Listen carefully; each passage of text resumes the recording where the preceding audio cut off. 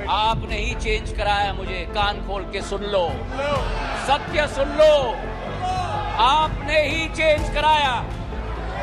जिस अब मेरा मुंह मत खुलवाना। ये कहानी है उस शख्स की जिसे कभी कांग्रेस का युवराज कहा गया, जिसने 2020 में मध्य प्रदेश की राजनीति ही बदल दी, कांग्रेस की सरकार गिरा दी और भाजपा को चौथी बार सत्ता में ला दिया। लेकिन विडंबना देखिए, आज वही शख्स भाजपा के भीतर अपनी पकड़ कमजोर होते हुए महसूस कर रहा है। जी हाँ, हम बात कर रहे हैं ज्योतिरादित्य सिंधिया की। मैं ज्योतिरादित्य माधवराव सिंधिया। क्या मध्य प्रदेश में भाजपा अब उसी रास्ते पर चल रही है जिस रास्ते ने कांग्रेस का नामो निशान मिटा दिया? भाजपा जो कभी लोहे की तरह मजबूत मानी जाती थी, आज उसी में दरारें पड़ने लगी हैं। ग्वालियर चंबल संभाग की जनता अब दो हिस्सों में बढ़ चुकी है, एक तरफ सिंधिया गुट और दूसरी तरफ तोमर गुट। कहीं कहा जा रहा है चंबल का विकास सिंधिया ने कराया। यहाँ का औद्योगिकरण भी मेरे पूज्य पिताजी का संकल्प था। जब बामोर को इंडस्ट्रियल एरिया बनाया, जेके टायर का प्लांट लाया, जियाट का प्लांट लाया, कैडबरी का प्लांट लाया, तो कहीं ये आवाज उठती है विकास भाजपा का काम है, ना कि किसी एक का। के अलावा फुर्सत ही नहीं रहती।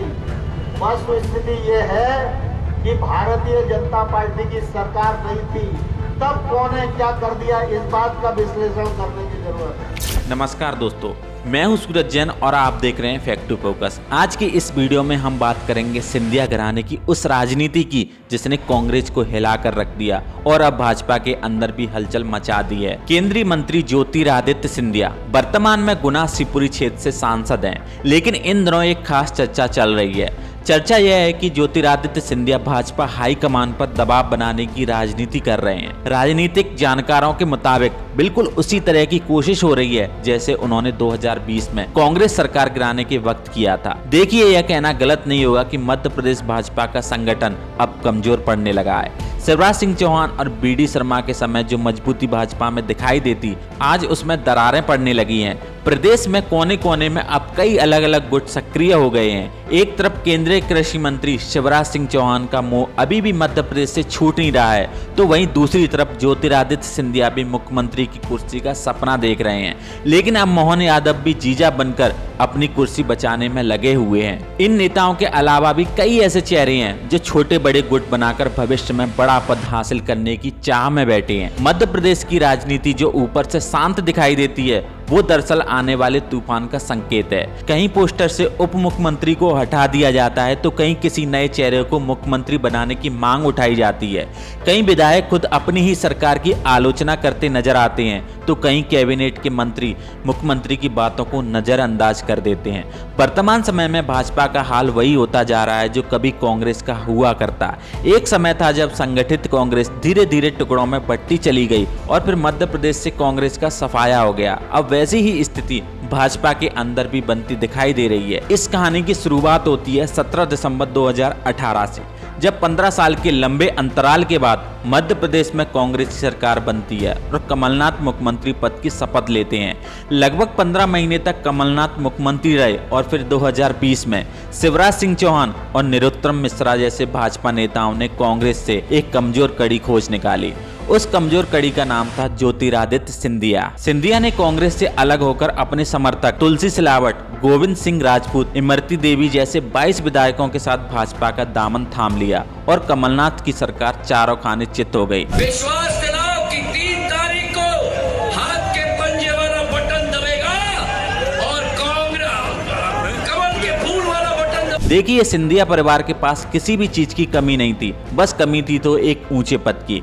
एक समय था जब 1993 में दिग्विजय सिंह और स्वर्गीय माधवराव सिंधिया के बीच मुख्यमंत्री पद की दौड़ लगी थी, लेकिन तब कांग्रेस ने दिग्विजय सिंह को चुना और सिंधिया परिवार को निराशा हाथ लगी। समय बीतता गया लेकिन वह सपना अधूरा रह गया। फिर 30 सितंबर 2001 को एक विमान हादसे में माधवराव सिंधिया का दुखद निधन हो गया। उनके बाद ज्योतिरादित्य सिंधिया ने पिता की जिम्मेदारियों को बखूबी निभाया। कांग्रेस में रहकर उन्होंने लगातार पार्टी के लिए काम किया और कई बार सांसद रहे और मनमोहन सिंह सरकार में मंत्री पद भी लिया। 2018 के विधानसभा चुनाव में उन्होंने कांग्रेस के लिए पूरी ताकत झोंक दी, बिखरी हुई कांग्रेस को एकजुट किया, कार्यकर्ताओं को जोड़ा और भाजपा जैसी ताकतवर पार्टी को कड़ी टक्कर दी। लेकिन यहाँ से सिंधिया का एक निजी मकसद भी छुपा था, मुख्यमंत्री की कुर्सी।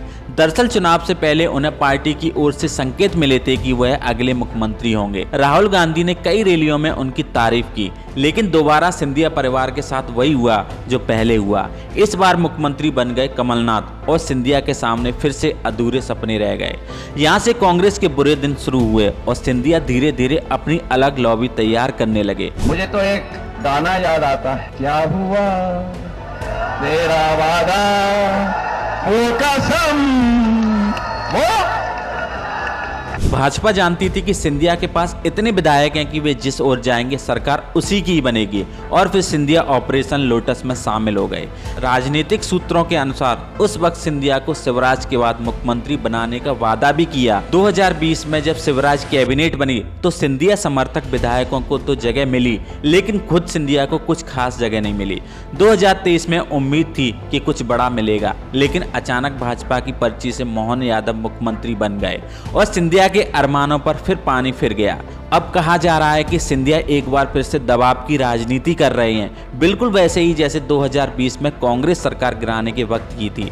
भाजपा ने उन्हें केंद्र में मंत्री तो बना दिया, लेकिन इसके बावजूद सिंधिया इन दिनों अपने क्षेत्र में बेहद सक्रिय हैं। कहा जा रहा है कि वो फिर से अपना गुट बना रहे हैं। हाल ही में सिंधिया को मुख्यमंत्री बनाने वाले पोस्टर भी सामने आए हैं, जिसमें भाजपा के भीतर खलबली मचा दी है।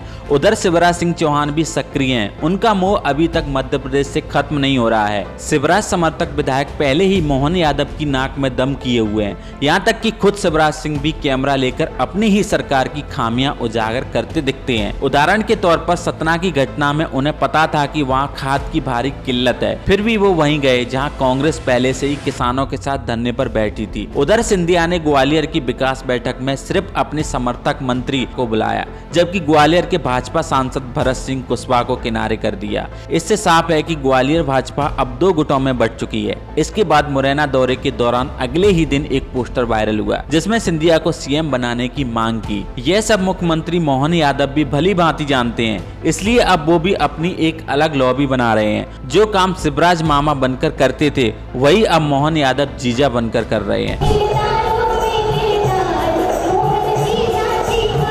कई कार्यक्रमों में राजेंद्र शुक्ला की तस्वीर तक बैनर से हटा दी गई, क्योंकि माना जा रहा है कि वही व्यक्ति है जो आगे चलकर मोहन यादव को चुनौती दे सकते हैं। शिवराज सरकार में जो भ्रष्टाचार और अवैध वसूली छुपाकर होती थी, वो अब मोहन यादव सरकार में खुलेआम चल रही है। जनता में गुस्सा बढ़ रहा है, विधायक परेशान है, क्योंकि अब उनकी कोई सुनने वाला नहीं बचा, और सबसे ज्यादा नाराज वही विधायक हैं जो कभी शिवराज के करीबी हुआ करते। लिहाजा जिस तरह का माहौल इन दिनों मध्य प्रदेश में दिख रहा है, उसे देखकर साफ लगता है कि मोहन यादव का 5 साल तक कुर्सी संभालना नामुमकिन है। दोस्तों, मेरा नाम है सूरज जैन और इस पूरे मुद्दे पर आपकी क्या राय है, हमें नीचे कमेंट सेक्शन में जरूर बताएं, और ऐसे ही तमाम अपडेट्स के लिए जुड़े रहिए फैक्ट टू फोकस के साथ। तब तक के लिए धन्यवाद। जय हिंद।